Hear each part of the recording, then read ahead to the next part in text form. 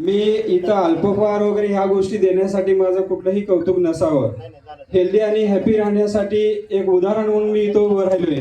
104 kilo वजनाची व्यक्ती म्हणून मी होतो. 7 महिन्यामध्ये 34 किलोचा वेट लॉस केलेला आहे आणि डेली 17 किलोमीटर रनिंग मारल्याशिवाय घरामध्ये जात नाही. 14 महिन्यामध्ये एकही ॲब्सेंट ठेवलेली नाही आणि आज हेल्दी आणि हॅपी लाईफ जगतोय.